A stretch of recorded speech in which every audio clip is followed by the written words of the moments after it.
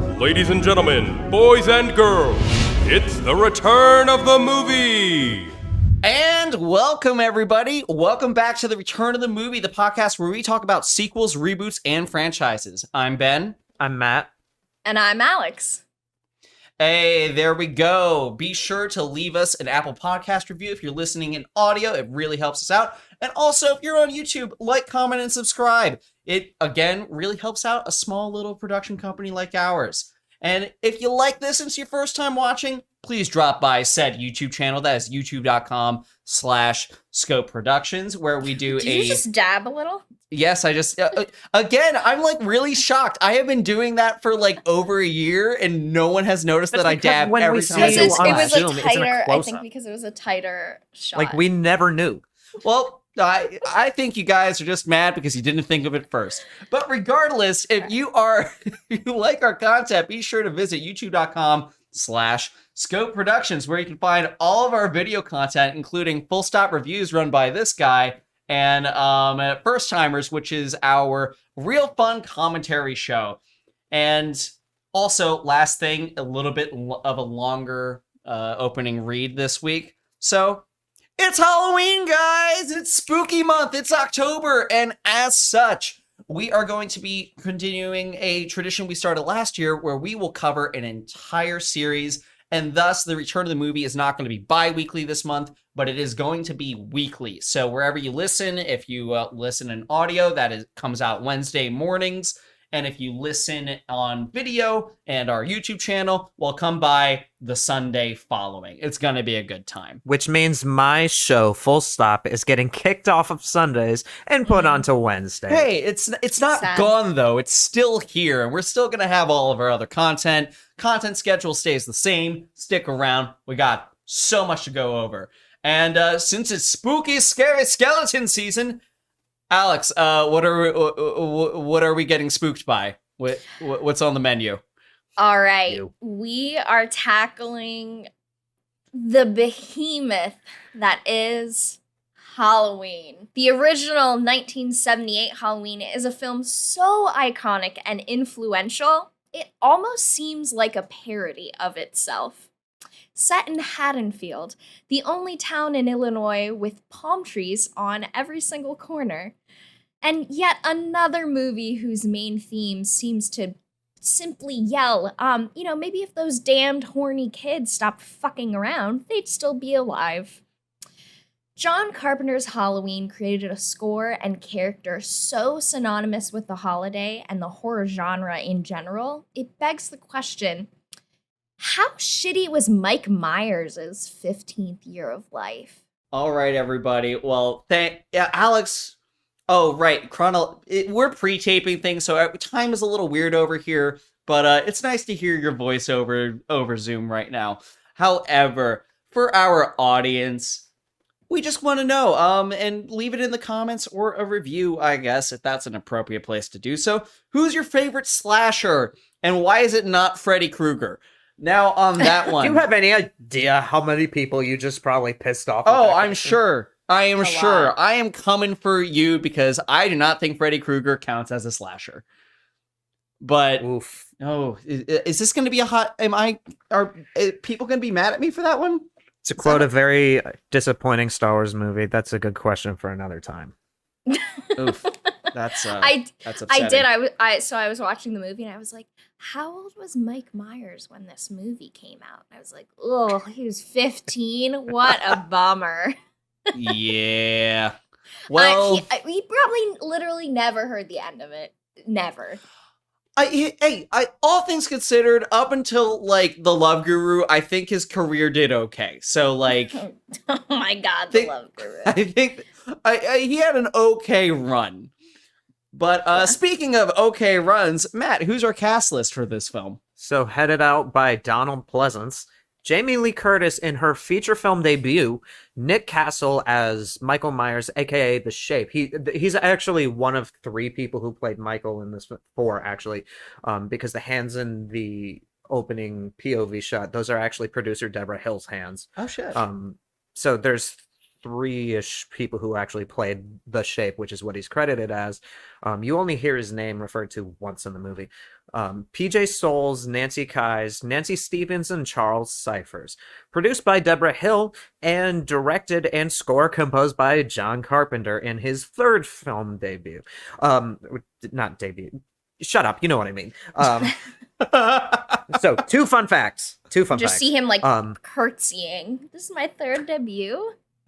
The first fun fact is that this movie was originally called The Babysitter Murders, but the studio thought it was stupid and figured it would be a little bit more marketable if it was set around a holiday, ergo Halloween. And then the second fun fact is that part of the reason why Jamie Lee Curtis got the role is because of her mother, Janet Leigh. Janet Leigh starred in Psycho, in what is credited as one of, if not the first slasher movie produced. You could argue for Peeping Tom, because I think that predated it by about a year, but so this movie was kind of an homage to Janet Leigh and Psycho. Okay, I'm learning things right now. It's like one of the things that we just went over in the beginning of this, and this is such a perfect segue, is just the history of the fucking slasher movie genre up until this point. And you're telling me that this goes back. Oh, yeah.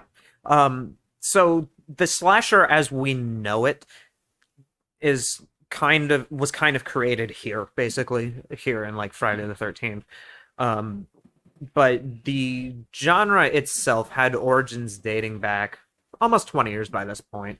Hell, some people even give credit to Agatha Christie's novel, And Then There Were None, because in the way that it's a bunch of characters in an isolated location, and they're all systematically separated and killed off one by one. Oh. If you've never read that book, it's a fantastic mystery thriller book. And so it has kind of origins of those tropes. Some people give credit to it. I don't know if I personally would, but the origin, you could if you wanted to. But film-wise, you have movies like Eyes Without a Face, the French New Wave film. You have Peeping Tom, and then Psycho came like a year or two after those. And then a lot of the popular horror movies were like Night of the Living Dead, Rosemary's Baby, The Exorcist. Yeah. So it's like supernatural, like Catholic horror almost had a pretty big influence for a while.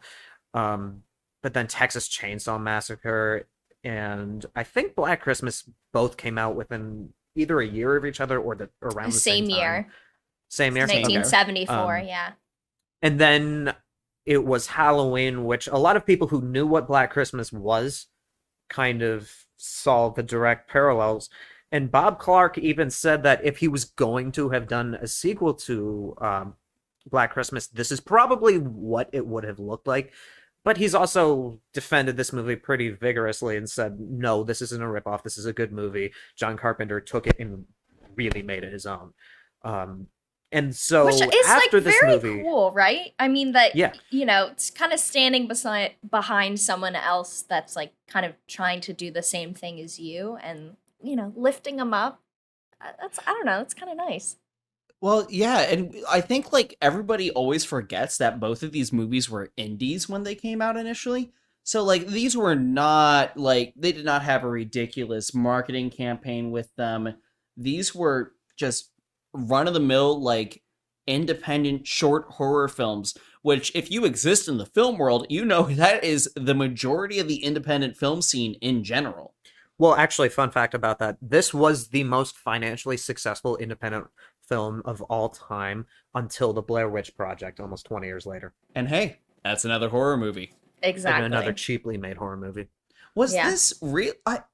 How cheaply made was this in comparison? Because I think it was like $300,000 was the budget.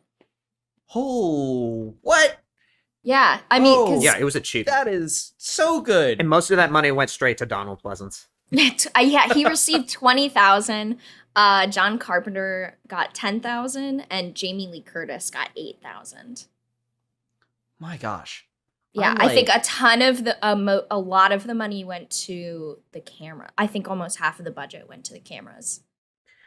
And you can really see that reflected. I think one of the things that I really like about this movie is that it's aware for the most part of its budgetary restraints, and it plays very, very, very well within those constraints.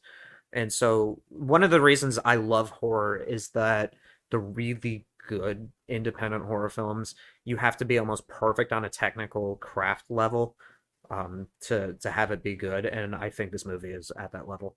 As someone who just watched a bunch of really garbage horror, yes, I don't want to throw anyone under the bus, but a certain sibling of mine, there's only one, he knows who he is, suggested watching a terrible, for anyone who's ever seen Haunted on Netflix, I, for the first time, have experienced bad horror reenactments to the point where everything looks laughable. And watching that and then going to watch an just an oldie horror film and a classic at that, it really just re-solidified like, oh yeah, no, filmmaking is important with these. You can, there is no margin for error with horror at all. So, one thing to note is, again, this is John Carpenter, who, as we... last year, and if you want to go back and listen to this was one of our favorite things to cover. We covered the Scream franchise, which another bit of a darling, and also it will change the way you watch slashers. Don't watch the show. No. No. We did that. You can watch our did that, so you don't about have to. Yeah. Yes, we suffered so much. I don't think, did we finish that? I did. Oh, God bless your heart. Yeah, But some again, of this it is- I was watching on like a 1.5 speed. I was like, all right, let's go. let's get through it. Yep. But oh my God, that's the problem. Going back to John Carpenter, though, this is someone who is going to solidify themselves in the horror world much later on, and arguably this was their big start. I'd actually say Assault on Precinct 13, it did really well. And the interesting thing with Assault on Precinct 13 is that despite the fact that it's like a cop thriller movie, it's filmed like a zombie movie. So like the basic gist of that movie is that like an important criminal has been locked up and his gang is coming and attacking the precinct to try and free him. Yeah. And it's played off like Night of the Living Dead. And so his horror roots started well before this. Okay. But after this, you'd have The Fog, you'd have Christine. The other big one he did is The Thing, obviously, which itself was a remake of The Thing from Another World, which you see clips of in this movie. But he would stay on and compose for a whole bunch of other movies. So when this franchise started its most recent run of reboots, he was brought on as the composer. So that's like one of the things that I always forget about John Carpenter is that he is the composer while also being the director. And I mean, the score for this is so simple. I think when he did this, I read like he couldn't really read music. Like he was a very like casual music person. And he made the score in 3 days. And there's definitely no horror score that's more iconic. And I'd say it's up there with the top 10 just like movie scores in general that people can instantly pick out.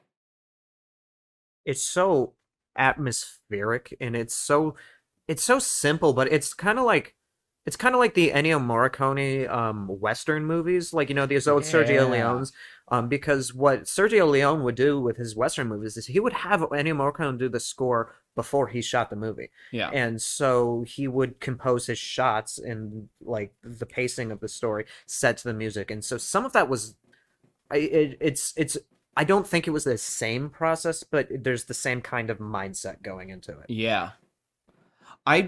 It's a very rhythmically paced and shot film. To me, like, all of his work just holds up in such a different way. And the main reason why I consider this, like, kind of the big takeoff point is while, yes, he did have earlier films, I feel like the two most iconic are this and The Thing. Yeah.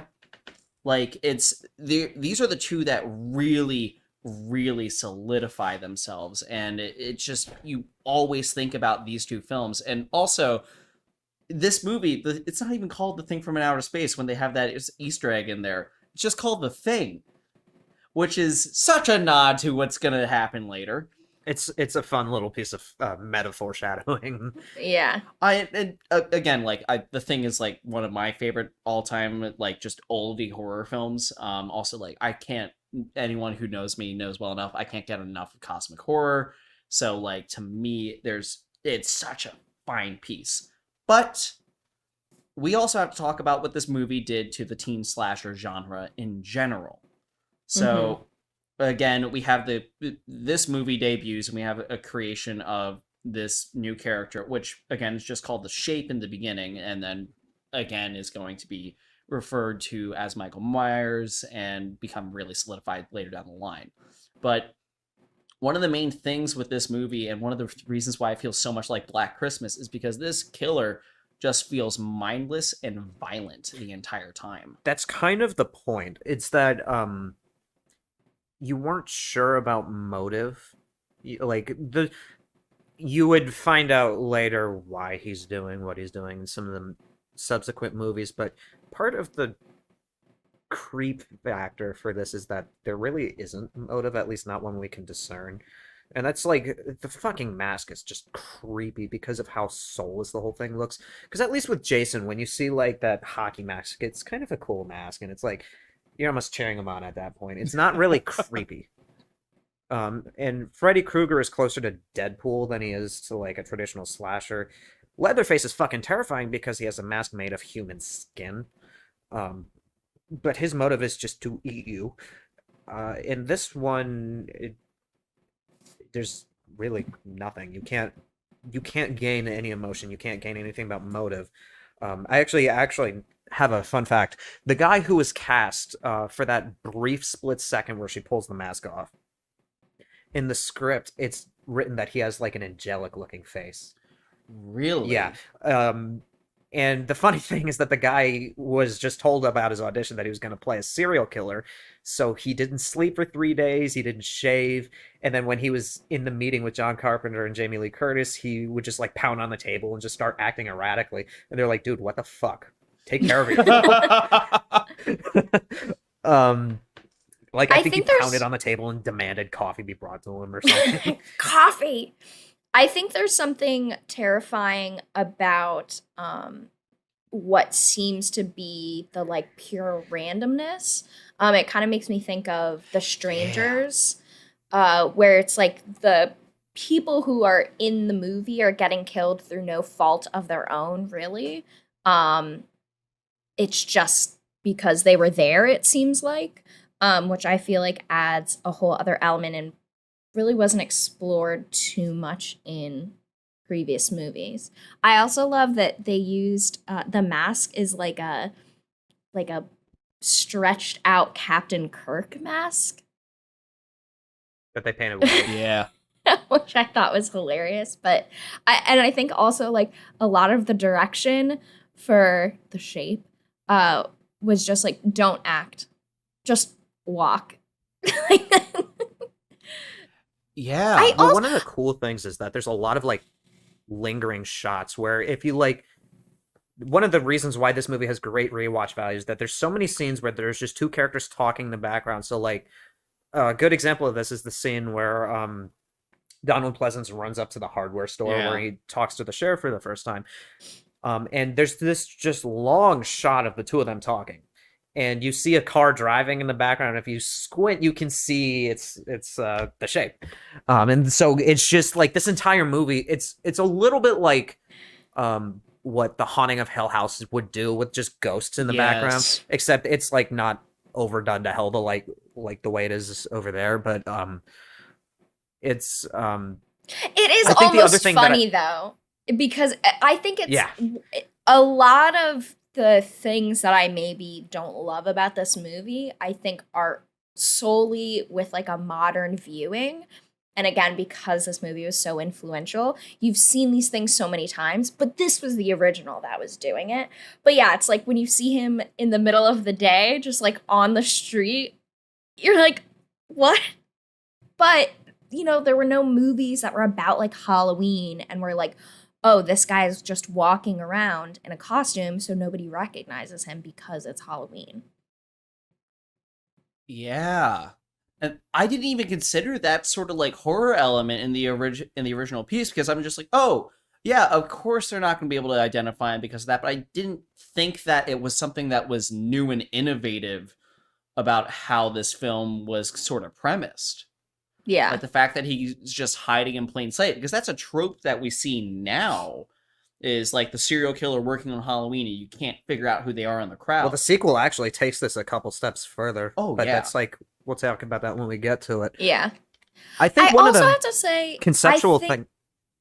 Oh, you got it. Sorry.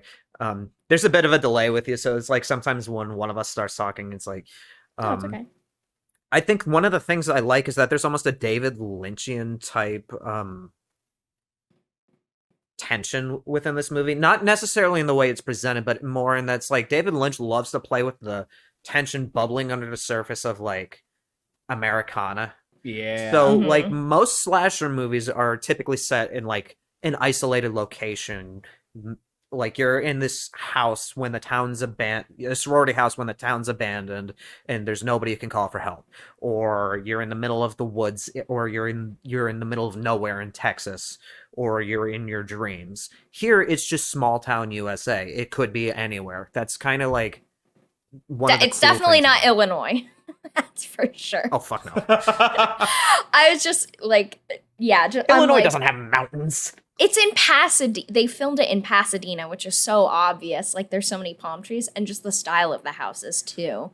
I'm like, well, you can see the mountain ranges in the background. I will almost never get over how hard LA people will try to pretend that an area just isn't what it is when they have the most identifiable everything with their location. They make fun of that in Austin Powers. Mountains and palm trees simultaneously in the entirety of the U.S. Yeah. My parents were in town, and we were just talking about that scene in Austin Powers where they're driving in the English countryside, and it's so clearly in Southern California, but then they have like a random like red telephone booth. Yeah, I don't know why people try to make that. Like, it could so easily have been set in not Illinois, so it doesn't really make sense. But I was going to say, and again, I feel like this is a very modern take, the way that the doctor talks about Michael Myers, sorry, not Mike Myers, I almost feel bad for him. I'm kind of like, well, it seems like you really failed at your job, because he's the only, like, he's the only link we have to, like, what we see him as a 6-year-old who just killed his sister. And then we see him as almost an unidentifiable, the shape. And so he's really our only link. And I don't know, just something about it feels a little like I don't believe him.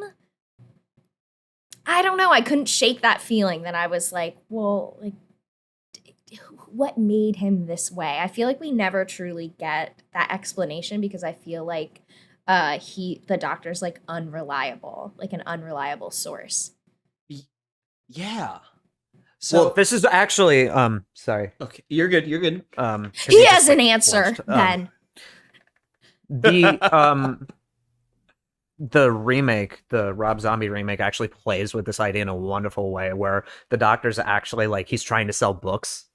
Oh. Yeah, no, the remake does actually a lot of really cool stuff, but we'll get to there. This time, to pad out the runtime for the TV versions, about 1.5 years later, they shot a whole bunch of like extra scenes. So there's like one scene of Linda coming over and hanging out with Laurie, the PJ Souls character, the one who gets strangled. You have another scene where it's actually in between when he kills his sister and when he escapes, when he's like, I think 12 or 13, and it's the moment where the doctor gives up on him. And then there's a little bit more to the scene where like he's chewing out that one doctor for not doing enough with the security. He's in like a hearing where he's like, hey, the fuck, I told you guys this was gonna happen. And he's in like this hearing. Yeah. And so some of these deleted scenes are actually like worth watching if you can find them. I feel like that's like definitely like there was an active choice in this first movie, I think, to not reveal too much about the character. Well, that's kind of the point. Yeah. Yeah. And I think it works really well. But now, I think it's time that we go on to part 2 of today's podcast and really start talking about this character. Can we talk about that, like the ending 20 minutes? Oh, you just want to get that in real quick? Yes, because the last 20 minutes of this movie are so fucking good. Like, everything from, like, when he goes up dressed as the ghost. That, Oh, yeah. I gotta say, like, that's a thing is, like, there's stuff about this movie where I'm like, meh, like, it's low budget, they filmed it really quickly. What an absolute stroke of genius. It's like, just like, it's so amazing to look at. The idea is so good with the glasses on. Oh my God, it's amazing. I loved it. I think it's, I don't know, like just one of the best little sequences in a movie I've seen in a long time. And then getting to the end, like just with the, like the last straight up just the last scene of this movie is like one of the things that, like, if you haven't seen this movie, at least watch the ending because it's so damn good. That everything from when she goes back into the house to just the ending of the movies, like when she has to go back up to the stairs because that's where the kids are, because her job is first and foremost fuck them kids. Oh yeah. Like, she does the smart thing every single time, and then she goes into the closet, and then you see the hand, like, shaking it and then punching through that door. Oh my God. And then she stabs him. And Which... then that shot, when I was 10 years old, I saw this movie, and this one shot where he sits up in the background, and it's just, like, the sound cuts out, so it's just a dead silent scene. He just sits up and stares at her, and it's like he's staring straight into the soul of the audience. And then the next shot is when the music cuts back in. It's like that scene traumatized me for a long time when I was like 10. That it was nightmare fuel. And then even just the moment, and consider the fact that you do not know that a sequel is going to happen. You've seen this man at this point get stabbed at least twice. I will admit the coat hanger stabbing. Don't know if I bought that entirely. Thought it was a little silly. Felt a little Birdemic-esque. Well, she gets him in the eye, and then she picks up the knife. Oh, that's fair. Well, I'm talking about, like, just the pure dexterity required to stab someone in the eye with a coat hanger extended that long. It's like a 2-foot-long coat hanger, and she's got that tiny target. She was a marksman with that thing. My God. Hey, But- we only got one shot. Make it count. Yeah. And then, I will say, but all those injuries were believable that he survived until he gets stabbed in the end, and then he gets shot. And then we also are the left shot, with he's that- like, ugh. Ugh. Yeah, no, it's like very clearly like they don't It's actually have bad. like any explosive packs, so they're just gonna like, we're gonna shoot you, and you need to turn as hard as possible. It's still Act awesome. like you're getting shot was the direction they gave him. No rehearsal. They were like, we're gonna get this real quick. We're gonna wrap up for today. You gotta And go he's like, okay. now. Yeah, and then when he looks back down and he's gone, it's so good. Perfect. It's so good. I did want to say too, I thought this was so interesting. PJ Souls, who plays Linda, her part was written for her because John Carpenter liked her so much in Carrie. And she was dating Dennis Quaid at the time, and he was supposed to play her boyfriend in this movie, but he had like other commitments, so he wasn't able to do it. And they went to a screening, and Dennis Quaid was with her, and when she says, "Do you like anything that you see?" some guy at the screening said, "Hell yeah, I do."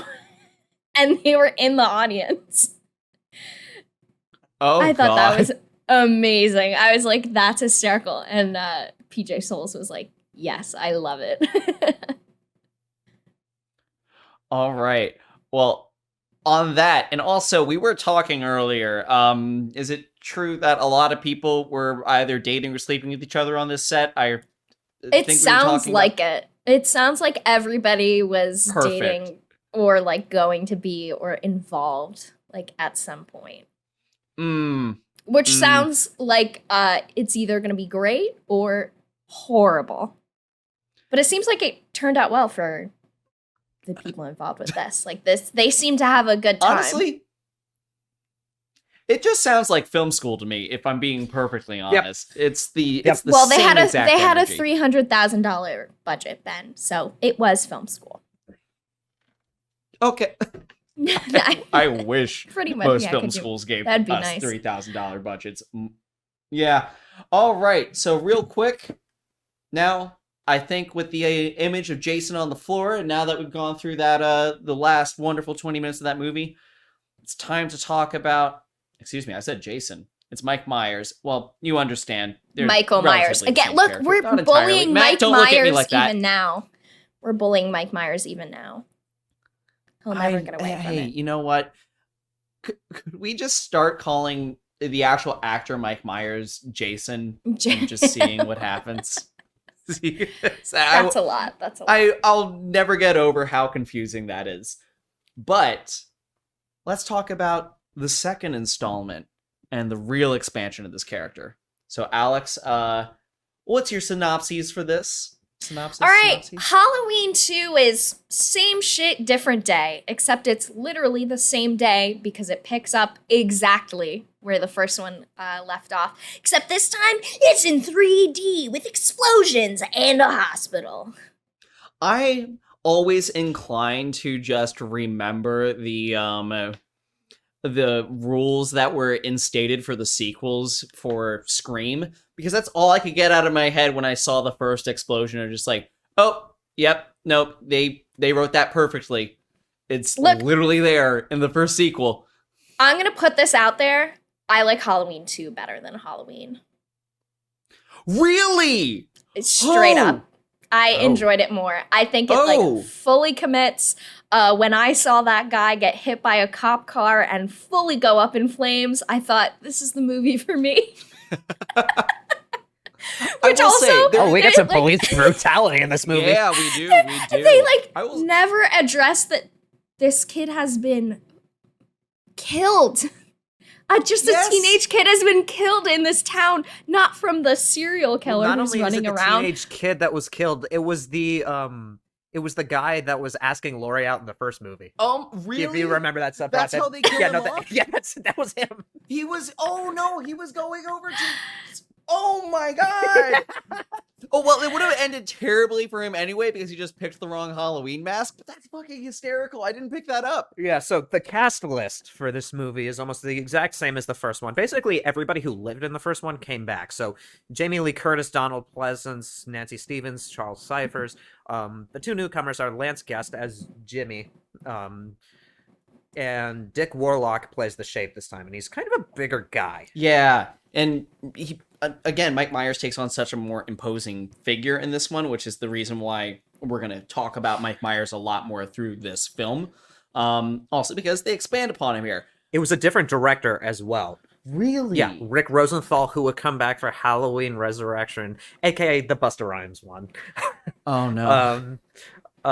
John Carpenter stayed on it. John Carpenter and Deborah Hill both stayed on to produce, and they would do it again for Halloween 3, but then that was the end of their involvement. Okay. This was written by John Carpenter. My fun fact about this movie, John Carpenter fucking hates it. He shits on this movie every chance he gets. He has come out and said, he's like, yeah, I wrote the scripts with a pack of cigarettes and a 6-pack of beer every night. I like the script better than Halloween. I'm sorry. I thought this movie was like more fun. A guy bursts into flames in like the first 10 minutes. And it's because of a cop. Well, here's the funny thing.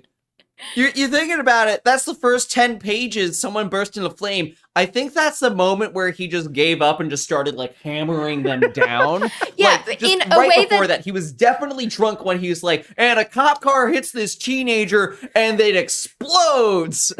Like, you don't just put that in your script without intention. Like, it's like, I don't know. I just thought this movie was like a little more fun. The deaths are like even more ridiculous. But they're fucking brutal in this movie. They're brutal. But I think there's a more effective use of tension, and I think the music and silence are used more effectively in this movie. Oh. Like the scene where the cat jumps out at the Mr. Garrett, the security guy, that like actually got me a little bit, and then it makes you really nervous for all of the like fake outs up until the eventual like reveal of Michael Myers. I thought that scene was great, and I was like, I think they were missing a little bit of that in the first movie. Like the scene in the laundry room, besides the fact that it felt like we're just trying to get this girl like naked and in a shirt for like almost no reason, it felt like they could have been more effective with like he's right behind you, and they didn't do it. Yeah. They were like, I was going back to a lot of those scenes, and this is something that I do agree the second movie does a better job of, is like they don't play with this movie does such a better job with playing with how Michael Myers kind of invades the space and like how he's able to like actually like move without people's eyes on him, because like yeah, you're totally right. In the first movie I feel like he didn't commit, but then okay, full disclosure, I think this one's the inferior movie. I was a little bored during parts of it, and I felt like a lot of it was really predictable. But also, you take that with a grain of salt, because we're watching this in 2021 when there's been 1,000 of these movies, and the slasher genre has become stupid easy to predict. Well, to be fair, by the time this movie came out, it was kind of at a saturation point even then. So, part of the reason why this movie got made was that John Carpenter didn't want to come back. Nobody wanted to come back. But the first one made stupid amounts of money, and then Friday the 13th came back, and that's really when it exploded. There were 2 Friday the 13th movies in between the release of Halloween 1 and 2. Both of them did amazing financially. And then there were probably several dozen other slashers. You have Prom Night, My Bloody Valentine, Terror Train, and it just goes on and on and on. And so the producers of this movie realized, oh my God, we have to get ahead of this again. Yeah. And so this was kind of a reaction to the Friday the 13th movies most directly. And so the philosophy of make Michael this bigger guy, this bigger presence, have the deaths be more extreme, have more of them. So like those sequel rules were kind of was kind of part of an escalation of the genre. Well, that's actually, so one of the first things that we have to talk about with this genre, well, actually, is just this character to start with. We have to talk about the power creep, because that is going to frame every movie after this. Because again, in the previous movie, we only got a hint of the supernatural at the end, when it's like, oh shit, this person survived an unreasonable amount of stabbing and bullets.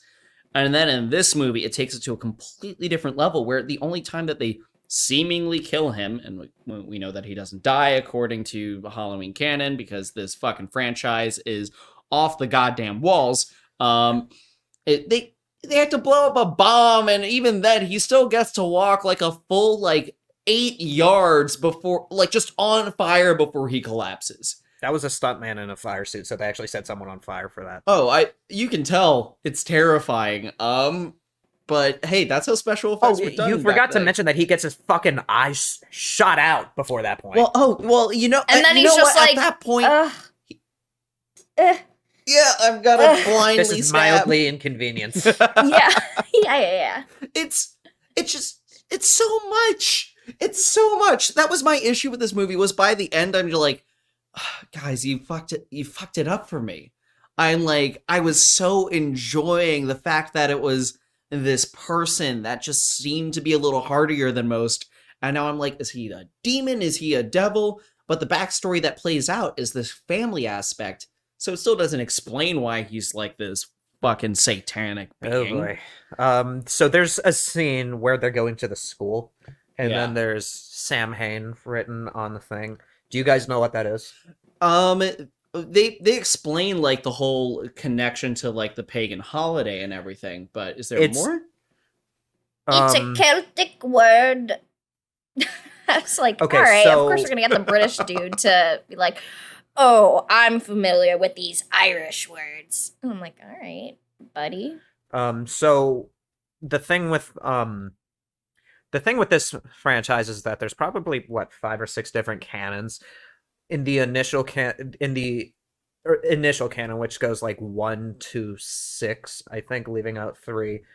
There becomes this escalating plot involving like a Celtic cult cursing a member of a family and basically turning them into a serial killer. My gosh. It gets really...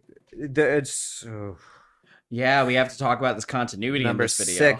Number 6 is the one where it's like they try to really explain the motives, and there's something involving like astrology at the end. Again. All I know is that in one cut of movie 6, he gets his own niece pregnant. What? Yep. See, and that's the thing is like where you're losing me, because the idea of someone killing because that's like a compulsion and you're near is horrifying and will never not be horrifying. It's why people watch true crime stuff. So yeah, it's like the need to like, oh, we got to go further into it. Yeah, I mean, like the dream sequence thing in here is so dumb. It's like, it doesn't need that. No. And I think the smartest thing that the original movie did was to explain nothing. Not that I hated the explanations that we got, because it's like even then he's trying to kill his family, which is also a horrifying enough implication on of itself that actually happens in real life, and that there's not much of an explanation beyond that. He's killing the people arguably that should be the closest to him. Yeah. It's it kind makes of like me The think of, Shining, like, where it's like the main danger is the father. Yeah, or like Amityville Horror, which, while that might not be actually true, I mean, that guy actually did kill his whole family. Yeah, like Family Annihilators is probably one of the like craziest, scariest ideas in like true crime. So it's like that in itself is so horrifying. Also, did they ever explain how his parents died? I felt like it was out of left field that they're like, oh, after the parents were killed. Oh, I'm like, they totally just fucking drop it, and you're like, wait a minute, did he kill them? No, they just died together somehow. yeah, I was so confused. I also, that I was very confused by that. I was like, wait, his parents are dead, and they didn't die in an accident. They were killed, but not by him. Like, what is happening? Yeah, Matt. Question: is that explained later? Nope. Okay. Cool. Oh, okay. It's the All right. most anticlimactic answer I've ever experienced.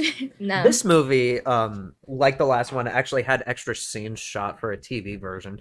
So one of the extra scenes is, in the very end where it's November 1st and she's driving away in the ambulance to another hospital. Jimmy, the guy she clicks with in this movie, he actually survives. And they cut his surviving scene, and it's like in the TV version. So like he's in the ambulance with her at the end, and so she gets a happy. Yeah, I mean, I never thought he died. I think he just my interpretation was he had a concussion from falling, so he made it out to the car, but then passed out. I also, oh my god, I was like, please don't touch her while she's medically asleep, like. Ended up not being that creepy, but I was like, this could very easily start to be super creepy. I mean... Oh, the 70s and 80s. It's... Oh, yeah. And just also, the amount of tits in both of these movies is just... Well, it's way more... In the second one, there's a lot more, but we still... At least there's a lot of breast. She is supposed to be an adult, whereas the first one, they're supposed to be minors. This one, I also, that problematic whole thing, I'm like, why aren't they just like banging in a supply closet? Like, why are they just wanted to have somebody. I'm like, also the idea that like a hydrotherapy tank can get to scalding temperatures, like they would never, that would not be a capability that it has. Awful way to die, though. Regardless, that was a brutal death. Yeah, it was. Yeah. Yeah, it's pretty bad. Oh my god. So, Yeah, I will say the one credit, and again, I do think that they messed up on some of the demystifying. But one thing that you will kind of see repeated, and it's an issue in horror, is how do you explain the backstory? That a lot of times horror writers will put a ton of backstory thought into their killer, but not explain any of it. But occasionally, you kind of you kind of want to leave some of your darlings in, and I feel like this was an example of that. And the way that they sort of do it, and this is either a crutch or a really smart move, however you think about it, is they explain the motive, but they add this other mystifying element, which is why is he seemingly immortal. So there's always this sort of trade-off when you're trying to demystify that you kind of have to ride a serious line on in horror in order for it to still remain scary. Because ultimately, if we get to know everything about this character, it becomes way less of an issue. Well, the other thing and the reason why I advocated for us to cover this as well as the original Halloween was that the twist of Jamie Lee Curtis and Michael Myers being related, it would define the rest of the series until the 2018 reboot. Yeah. The 2018 reboot retconned it that he's just some crazy evil motherfucker who's killing everything in sight, and there's no relation. Come by in 2 weeks when we'll be covering that one, by the way. Yes. But and even in the Rob Zombie remakes, it goes with the family aspect. So in 4, 5, and 6, Jamie Lee Curtis didn't want to come back, so they have Danielle Harris playing her daughter, and he's going after her daughter. In number 6, the daughter... Oh, God. In number 6, the daughter gives birth, and so he's going after the baby. In 7 and 8, which is one of the reboot canons, he's going after Jamie Lee Curtis again. So it's like the family Can't thing wait would to watch pervade these. the rest of it. I think you and I are spared, but Not if you're on first timers. Oh, what? Fuck. Okay, great. For anyone that watches our content, you know what that means I'm going to be suffering through in a little bit. So For me, it's going to be strangulation. You're in for so much worse.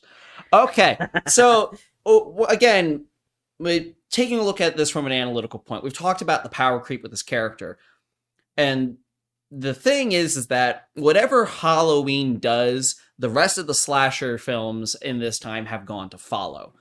So now we got to talk a little bit about all the other horror franchises and exactly how this power creep translates to them. And the biggest example I think we can all think of off the top of our heads is Friday the 13th. Yeah. Oh, certainly. Friday the 13th is interesting because Jason wasn't Jason by this point in time. He didn't get the hockey mask until movie 3, which came out a year after Halloween 2. Oh, shit. He was just a dude in overalls and a potato sack killing people in Friday the 13th Part 2. He's not even in the first Friday the 13th movie. The first Friday the Obviously, 13th all movie is a Scream whodunit, fans actually, by the will way. know that. Oh, yeah. I mean, the twist is pretty well known for Friday the 13th, but for the sake of anybody who might not have seen it, I won't spoil it. He doesn't officially die, despite having the ever-living crap beaten out of him in 2, 3, and 4, until the end of 4. He gets struck by lightning in Part 6, and then comes back as a zombie, and that's the Jason that we know. But it took several movies to get there, but each time it was more and more ridiculous shit that he kept surviving. And then, he goes to space and becomes a cyborg. Jason in space! And then you have Freddy Krueger, who just kind of starts out as this, like, poltergeist. And because he drops a one-liner in Nightmare on Elm Street 3, he turned into Deadpool, basically. He turns into just a wall-breaking psychopath that can invade your dreams. Which, Yeah. I did state that he's my least favorite slasher, and that's because I fully believe of him not as a slasher, but as a poltergeist movie. So to me, he doesn't necessarily go into the slasher genre because the kind of fear that person exudes in those movies is vastly different. Because the feeling of isolation is so much stronger in the Friday the 13th movies than it is in any of these slasher movies. But the structure of those movies and the characters that they're focused around are all teenagers, and it's teenage slasher with just a different kind of villain. I mean, we'll even be covering this month. They're remaking Candyman, which is also a slasher movie. You know, you could argue Child's Play is also, which has been, you know, has a number of sequels and reboots. And I even feel like how I Know What You Did Last Summer almost kind of comes back to this movie with a like unstoppable force kind of shape sort of character going after these teenagers.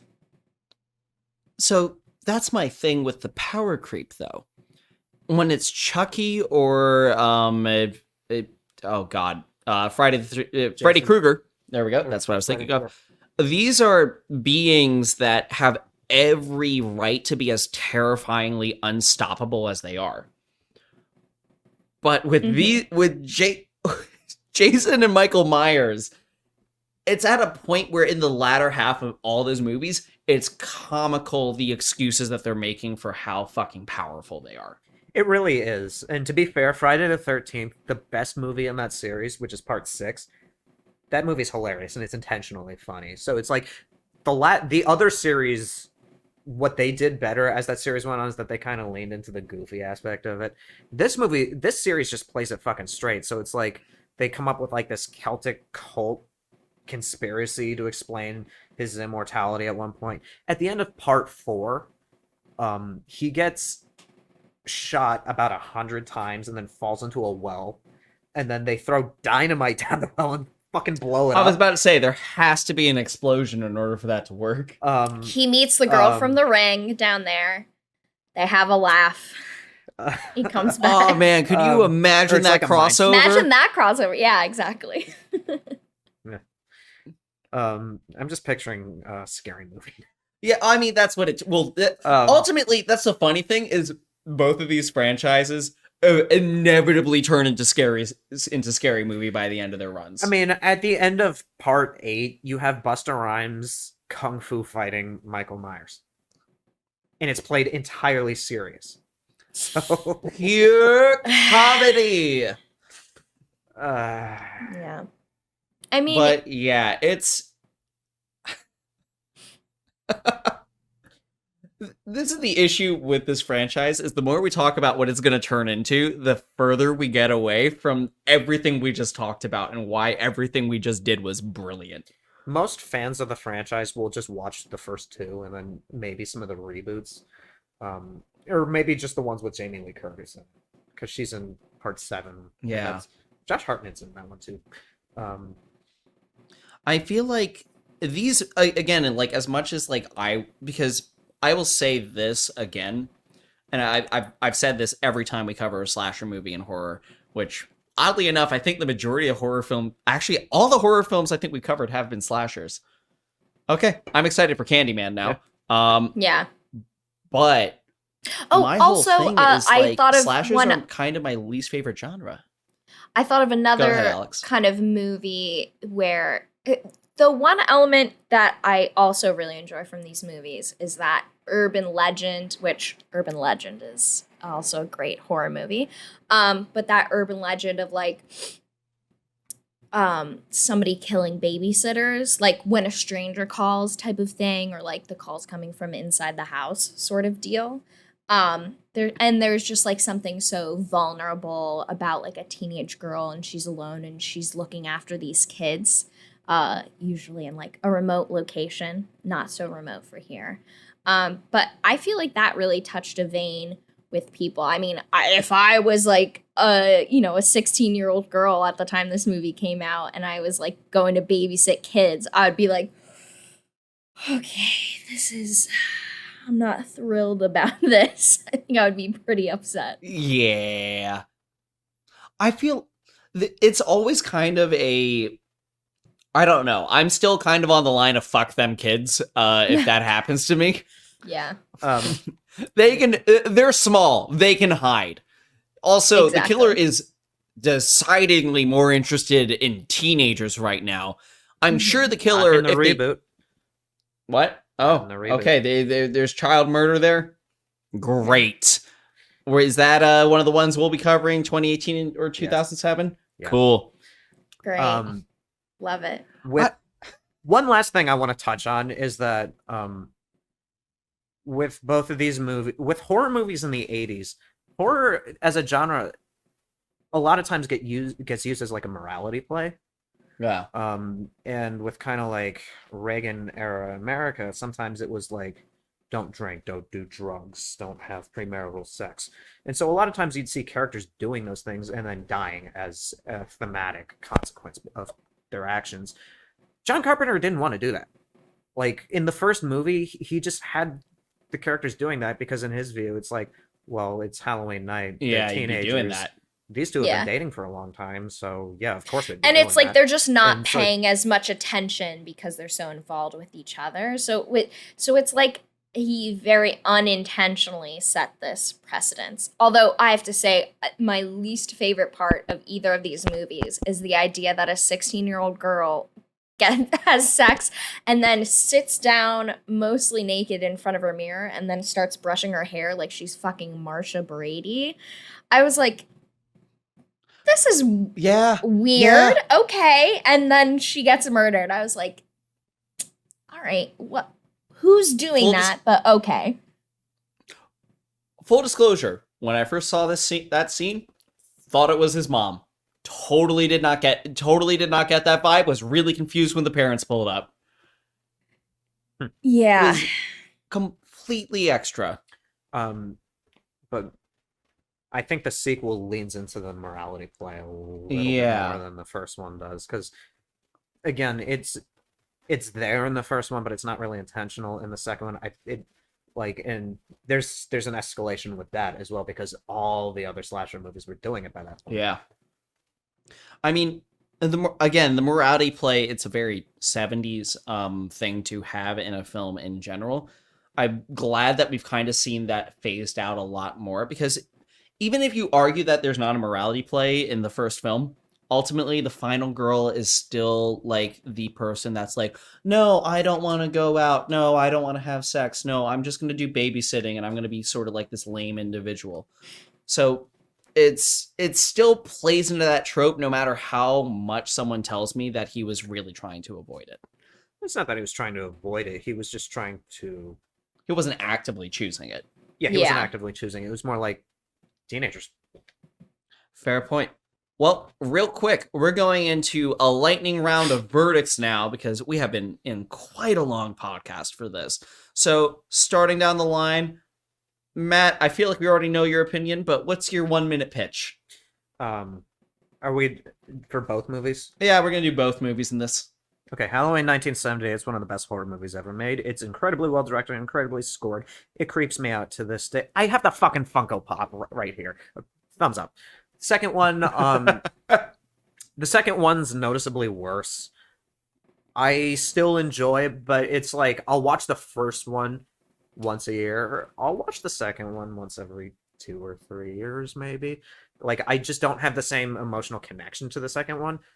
But I do enjoy the way that they continue the story. And by the way, one of my absolute favorite scenes in this entire franchise, and it's something you don't ever see in a movie like this, you see the parents reacting to a 16-year-old getting murdered. Yeah. And the effect that has on a community. Because the sheriff, who's this cool guy, and he's this good presence in the first movie, he's so fucking demoralized that he just drops out of the movie and has to go home. Yeah. And it's like, that would happen. And you almost never see that in a movie like this. And so it's like, that scene has always stuck with me. Yeah. So it's a thumbs up for the second one as well, but it's like, it's weaker. All right, Alex, how you feeling? I'm feeling great, Ben. No, I think both of these movies get a huge thumbs up just in that they're so fundamental to the horror genre in general, indie films in general. I mean, this is like your like the fantasy outcome for anybody making a low budget movie is what Halloween achieved. Obviously very similar to like the Blair Witch Project. I think they're both super fun. You do have to, I feel like as a modern viewer, you have to go into it with the perspective that everything that happens in this movie influenced the movies you may have already seen. So like this is the OG, and you have to realize that when you're watching it.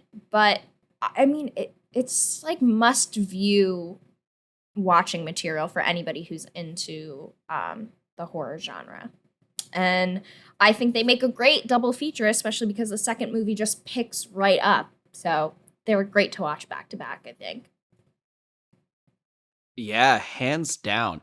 I feel like we're for the most part in agreement. I will say, when you go back and watch these, it's really necessary. And this was something that I had to kind of come to terms with when I was watching it. You have to remember that it is the first to pull this off. You have to remember that it set the precedent. Otherwise, it, again, like, it turns into a situation where you watch this film and you go, I've seen this before. I've seen this before. I've seen this before. And the reason why that is because they did it first. So with that in mind, you have to watch it as a film study. If you are a fan of horror, you have to see both of these movies. That being said, I don't think it's necessarily my favorite horror film, but that's because to me, there's not a nostalgia factor. This is simply a horror film that I have seen the permutations that it's based off of 1,000 times. That being said, it's got some incredibly solid moments in it, and if you really want a masterclass in what a good low-budget film looks like, besides Black Christmas, this is it. So, yeah, I think this is like the big run the gambit, just bet one of the best It's all low-budget films down you can here. find. It's all downhill from here, boys. It's all downhill from here. Well, I will say this. If you come in next time, we're going to do an interesting rendition. We're going to be covering Halloween 3, which, according to fans, was horribly received. But I don't know. I'm kind of holding out that this next one's going to be an interesting watch. So come by. It is not in the Halloween canon. Well, not in them, the at least. Yeah, well, not the majority of them. We'll draw You you guys know all a what we chart. We'll get you a chart. No, Matt's Watch going to Full draw Stop. a chart. I'm doing a whole video of it. Oh, Matt's drawing a chart. Come by. It's going to be happening this month. Keep an eye out. We're going to be covering all your Halloween stuff. So until then, guys, thank you for watching. And remember, tell us who's your favorite slasher and why it is not... You guys know who I'm going to say. It's fine. Everyone's already mad at me. I can feel the anger from Matt. But also, just let us know how you feel. And remember, you can find us pretty much on all your podcast apps. Just look for The Return of the Movie, and our lovely little stream will be waiting for you. Also, feel free to join us on social media, where you can see everything that we're doing. Alex over here keeps up all of our social media stuff, and we make sure we keep things maintained and have fun little bits up for you guys in case you miss something. Also, feel free Describing to, our again, social media channels like a hot stepmom. She keeps it tight. Yeah. Well, okay. Well, congratulations, Alex. I'm officially going to be continuing the hot stepmom read forever now because you said that. But also remember to come by youtube.com/Scope Productions. Yeah, there we go. Alex is doing it too now. Matt, you are alone in your cringe. I love the fact that you guys are finally noticing after a whole year of me doing that. That is the thing. But yes, youtube.com/Scope Productions, where you can find all of our video stuff and look at me dab while I say slash. And we have shows like First Timers. Again, we have a Full Stop Review, and we also have our web series, Interview Philly, which I forgot to plug in the beginning, but full-length web series, and frankly, I think at this point, we're going to have a ton of more live-action content coming out, so it's going to be really popping in October, which is the time you're listening to it right now, so just come over. It's fun. Do it! All right. But until then, thank you guys so much for listening, and we'll see you next time for Spooky Scary Skeletons! Ooh. Bye. Bye. This episode of The Return of the Movie was produced by Matt Kime with music and editing by Benjamin Collins. The Return of the Movie is produced by ABBC Productions and released as part of the Scope Network. You can find more of our content and the rest of our podcast at youtube.com/Scope Productions.